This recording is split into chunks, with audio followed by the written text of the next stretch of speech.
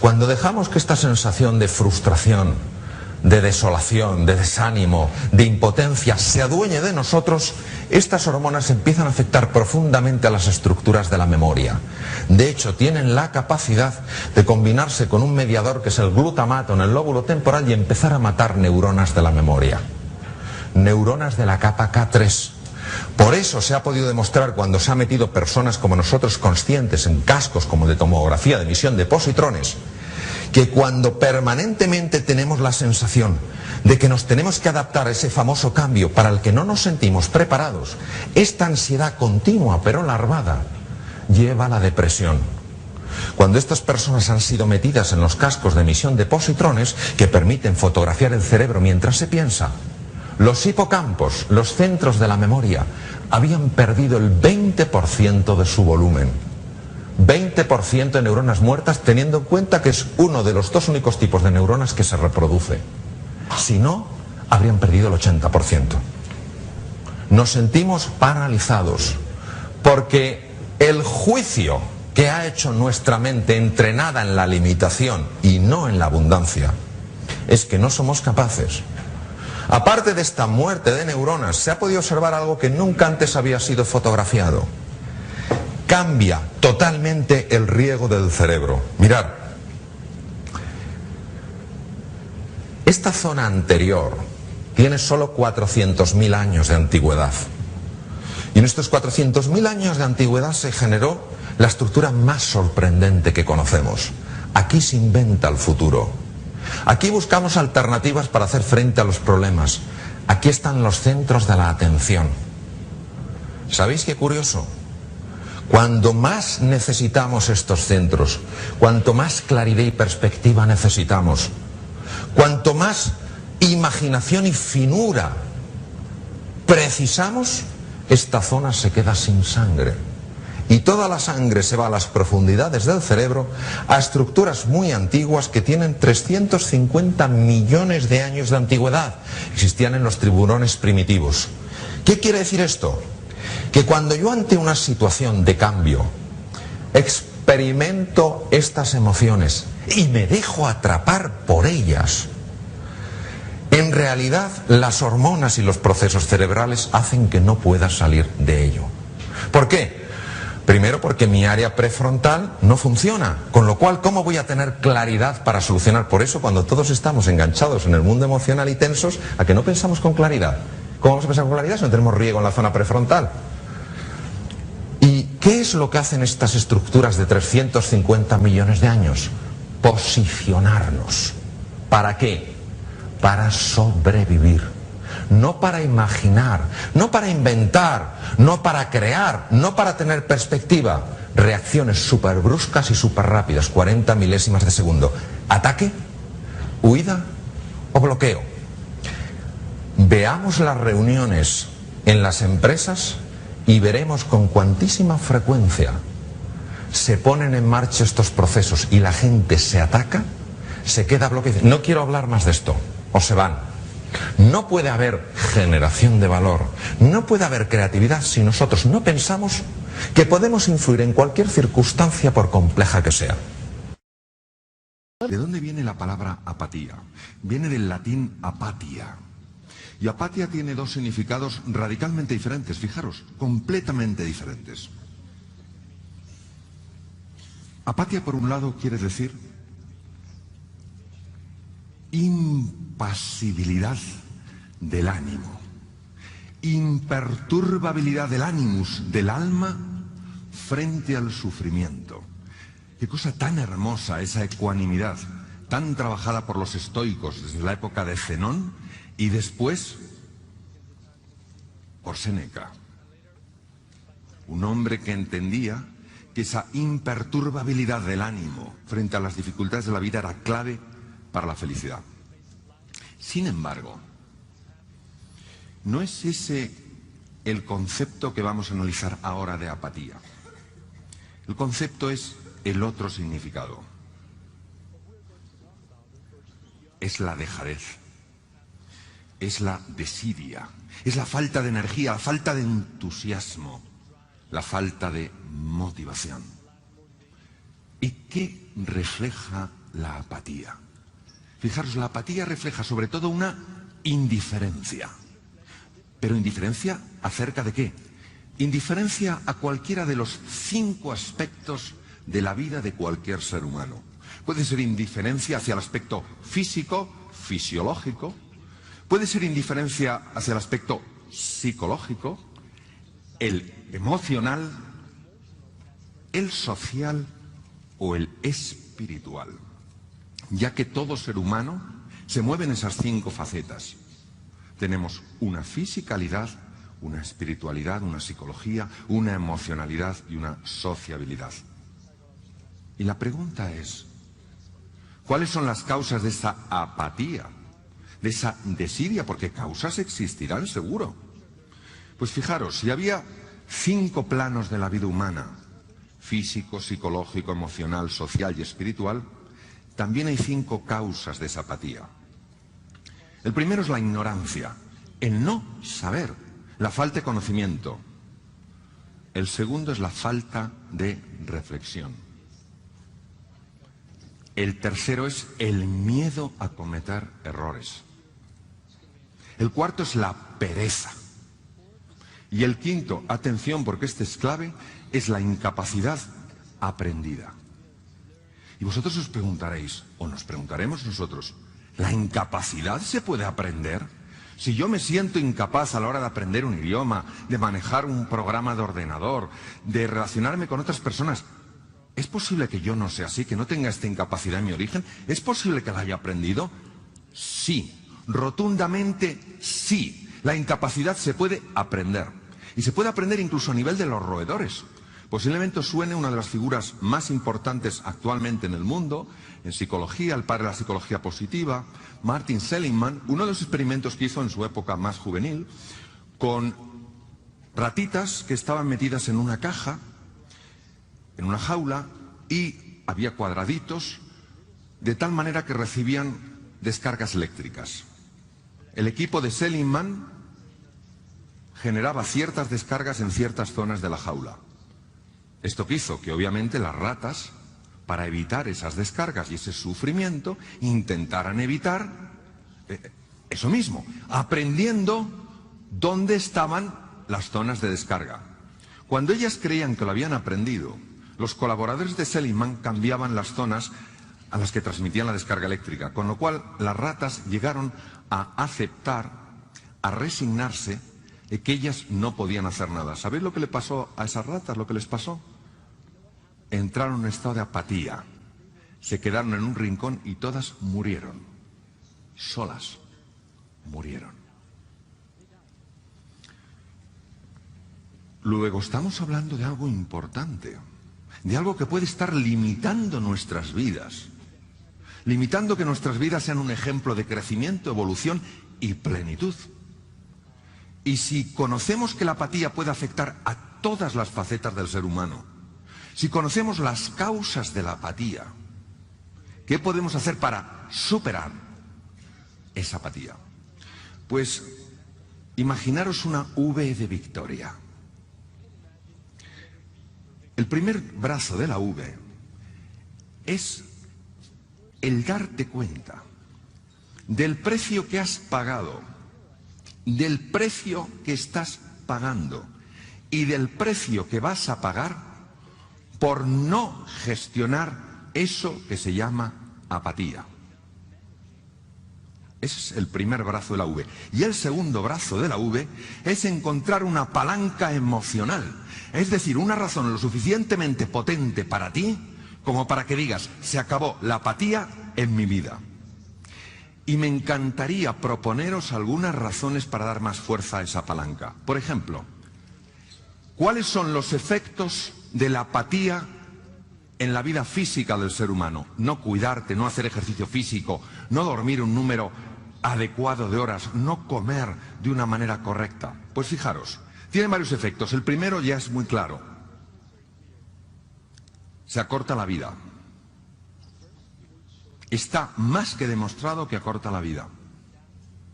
Segundo, ¿sabéis que cuando hacemos ejercicio físico, cuando nos movemos, generamos nuevas neuronas en el hipocampo que controlan los centros del miedo en las amígdalas. Pero es importante aquí hacer una parada, ¿eh? Las amígdalas de las que estoy hablando están en el cerebro. En una ocasión se me olvidó decirlo en un curso y una persona casi se me cae redonda. Se puso muy pálida. Como soy médico, obviamente reconocí la situación, me acerqué y le pregunté, ¿te encuentras bien? Y me dijo, no. Digo, ¿qué te pasa? Estoy entendiendo toda mi vida y ya no tiene remedio, me las quitaron de pequeño.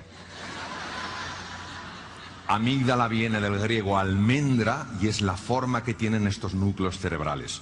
Pues bien, en el 2002 el instituto más avanzado del mundo en neurociencias, el Salk, demostró que cuando nosotros nos movemos, cuando nosotros aceleramos el corazón y la respiración, damos paseos, subimos escaleras, montamos en bicicleta, cosas sencillas, aumenta la población de neuronas que controlan el centro del miedo, con lo cual nuestra estabilidad emocional es mayor. ¿Qué pasa si no cuidamos nuestra vida psicológica? ¿Qué pasa si no leemos, si no reflexionamos, si no compartimos? No hay neuroplasticidad. No se forman nuevas conexiones neuronales. Realmente el cerebro humano responde como un músculo. Si lo usas, lo potencias. Si no, lo pierdes. ¿Y la faceta emocional? No quiero amar porque no quiero sufrir. Pero por favor, si las emociones, tanto la tristeza como el entusiasmo como la pasión, son parte de nuestra vida, si el dolor es el termómetro del amor, si sufres es porque amaste mucho, qué pena aquellos que nunca han amado y por tanto nunca pueden sufrir, no conocerán la belleza del amor. Pero es que además, a nivel cerebral, lo sabemos perfectamente desde los estudios de Teresa Maville en Harvard. La creatividad es hija de la pasión.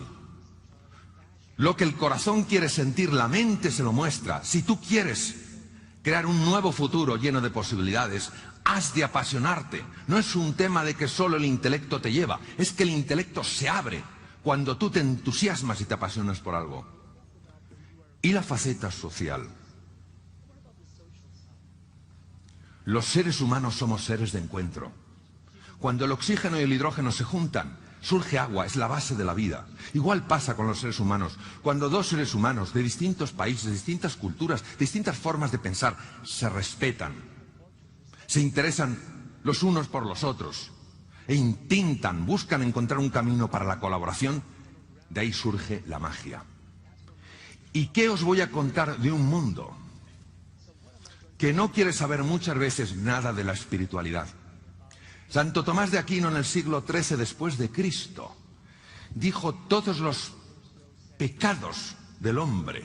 La palabra pecado viene del arameo, zazín. Todos los errores del hombre proceden del mismo origen, la soberbia. La espiritualidad no implica tener una religión. Sí implica encontrar el verdadero sentido en tu vida. Porque eso, como decía Helen Keller, es lo que te va a dar la fuerza. Si miras al sol, no podrás ver la oscuridad. Y por eso os animo muchísimo a que encontréis vuestra palanca emocional, para que podáis decir con firmeza, con fe y con confianza, está en mí, yo puedo, vaya que sí puedo. Gracias.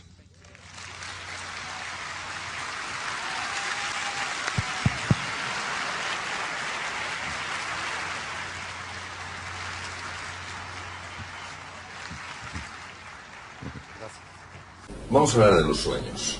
¿De qué sueños estamos hablando aquí? Estamos hablando de esas imágenes, esas aspiraciones que una persona cuando las tiene nota que le llevan a otro nivel. ¿A qué me refiero? Empieza a sentir una pasión, empieza a sentir una ilusión, empieza a notar un entusiasmo, porque de alguna manera, aunque sea sutilmente, toca la posibilidad de una realidad que actualmente se le escapa. ¿Por qué son tan importantes los sueños? Los sueños son tan importantes porque colocan a la mente en un plano radicalmente distinto al usual. Cuando una persona se siente profundamente inspirada, profundamente movida para alcanzar algo, para experimentar algo en su vida, el cerebro empieza a operar de una manera radicalmente distinta. Por ejemplo, hace falta mucha creatividad para alcanzar un sueño. Se sabe que la creatividad es hija de la pasión. Un sueño apasiona y por tanto un sueño ayuda a ser más creativo. Se sabe que la inteligencia es básica a la hora de encontrar formas de superar los obstáculos. Se sabe que la pasión abre la inteligencia. Es profundamente erróneo, con la investigación que hoy en día tenemos, pensar que la inteligencia es una cualidad o una capacidad o una competencia fija. La inteligencia es como una ventana, se puede abrir o se puede cerrar, y es la pasión, es la ilusión lo que abre esta ventana de inteligencia. ¿Qué ocurre? Ocurre que todos tenemos primero un gran desconocimiento de nosotros mismos y segundo, terror al fracaso. Y muchas veces matamos el sueño en la fase de semilla, con lo cual no le damos ni siquiera la opción de convertirse en una pequeña planta y luego en un árbol espléndido. El error del ser humano es que a los sueños les llama utopías. Y cuando les llama utopías, les quita todo el poder movilizador. Los sueños son probablemente las experiencias más hermosas que podemos tener las personas, porque son las que nos invitan a sacar lo mejor que hay dentro de cada uno. Pero esto exige salir de la zona conocida, del status quo, de cómo nos hemos definido a nosotros mismos, y explorar facetas que nos son de momento completamente desconocidas. Y como nos encanta controlarlo todo, pues ante la incertidumbre nos bloqueamos, nos quedamos paralizados y dejamos de explorar. La zona de confort es la zona más peligrosa en la que se puede estar, la más peligrosa. Curiosamente da una alucinación de seguridad, pero no es así. La zona de confort es el lugar en el que nos hemos acomodado a vivir y sin embargo nos impide todo crecimiento y evolución. El mundo está constantemente evolucionando y si nosotros no crecemos y evolucionamos nos quedamos atrás. Luego hay que tener muchísimo cuidado con la autocomplacencia y hay que tener mucho cuidado con considerar que la vida está para sobrevivirla en lugar de para vivirla. Número 2, el miedo. El miedo va a ser nuestro compañero toda la vida. Nacimos con miedo y moriremos con miedo. Es decir, el momento en el que, si tenemos tiempo para darnos cuenta, llegue nuestro punto final, posiblemente también experimentaremos el miedo. Entonces yo creo que el problema no es el miedo, es nuestra relación con el miedo. El miedo lo único que nos pide es que seamos sensatos y cautos. No nos pide que vivamos asustados. Es inherente. Claro, hay una parte de nuestro cerebro que ha de proteger la vida y nos dice sé sensato, es decir, si estás en la selva y ves un león, no te acerques a acariciarlo, haz lo que puedas para salir adelante. No es malo sentir miedo, hay que saber afrontarlo. No, lo que pasa es que hay un tipo de miedo que a mí me gusta más llamarlo pánico y que procede de la mente y que nos proyecta todo tipo de horrores que nos puede pasar si las cosas salen mal. Y ese es el miedo que hay que superar. Y el miedo no se supera no sintiéndolo, el miedo se supera sintiéndolo y a pesar de eso dando un paso adelante porque hay algo de suficiente importancia para ti como para que no permitas que el miedo te pare. Por tanto, el antídoto del miedo es tu nivel de compromiso. Si tienes un nivel de compromiso realmente grande, realmente fuerte, el miedo no te parará. ¿Sentirás miedo? Sí, pero harás las cosas a pesar del miedo. Tenemos la idea de que los cambios radicales en la vida de una persona son eventos. ¿Qué es un evento? Algo que sucede súbitamente. De repente una persona cambia. Y no nos damos cuenta de que esto carece de todo tipo de realismo. Los cambios radicales en una persona son fruto de que esa persona en un momento determinado de su vida tomó una decisión firme. Y a lo largo de una serie de días, meses y años, ha mantenido esa decisión a pesar de dificultades, obstáculos, incomodidades e inseguridades. Y al cabo de meses, años, algo fundamental se transforma. Lo importante es darse cuenta que no se transformó ese día donde apareció la nueva cualidad, sino que lo que ha surgido es el resultado de un montón de días, de meses y de años, donde esa persona ha mantenido su compromiso y cada vez que se ha caído, cada vez que ha fracasado, se ha vuelto a levantar. No hay, en mi experiencia, cortocircuitos en esto. No hay caminos fáciles. Por eso, para mí la palabra clave es compromiso. Estás lo suficientemente comprometido en tu decisión como para que la vida te haga un test cada día y lo superes. Estás lo suficientemente comprometido para seguir adelante a pesar del dolor, a pesar de la dificultad, a pesar de los obstáculos, o en cuanto te caigas vas a decir, no, esto no funciona. Al final es eso, es el compromiso. Y lo que sabemos, y esto lo sabemos muy bien en neurociencias, es algo muy sencillo y muy de sentido común, que a veces se nos puede escapar. Cuando una persona está de verdad comprometida, al cerebro no le queda otra salida que abrir la ventana de la inteligencia y la creatividad para buscarle una solución.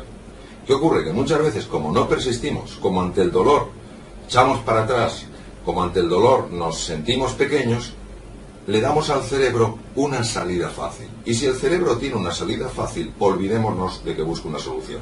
La mente es una estructura, por llamarla de alguna manera, con un poder, con una potencia difícil de describir y cuyo impacto se ha podido ver en el campo de la medicina.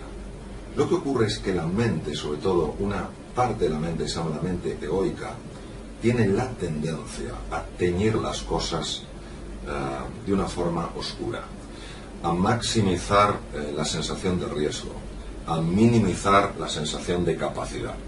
Y esto genera unas limitaciones que las vivimos como reales cuando son solo mentales. Por eso, cuando la mente se estira, cuando la mente se amplía, la realidad nunca se vuelve a ver de la misma manera. Se alcanza una percepción diferente de la realidad. Y por eso yo creo que para ser realista hay que tener ese sueño del que se hablaba antes, que es un sueño radical, y teniendo ese sueño radical, es decir, sabiendo lo grande de esa empresa, de esa gesta, cada día dar un paso pequeño, pero pensando en grande. Esto es maravilloso, y cualquier persona que nos esté escuchando que le guste la cocina, por su propia experiencia sabrá que es así. ¿Cuántas veces no habré escuchado yo, incluso a grandes maestros de la cocina, decir, con los mismos ingredientes, exactamente con los mismos, si a mí me hace ilusión preparar ese plato, porque es para una persona querida, el plato sabe mejor que si lo tengo que preparar porque tengo que prepararlo como obligación. Pero esa es actitud. Entonces, ¿qué ocurre?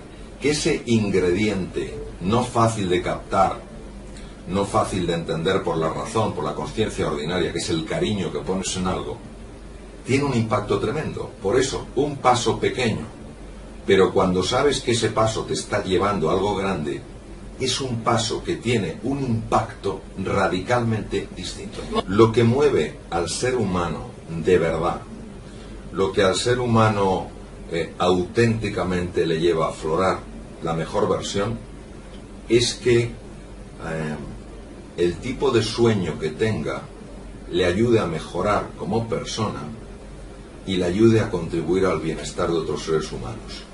Si el sueño que tiene es un sueño para ser alabado por los demás, si es un sueño para obtener reconocimiento, para obtener posesiones, para obtener dinero, para ser popular, ese sueño no tiene fuerza para mover el aspecto realmente grande del ser humano. ¿Por qué?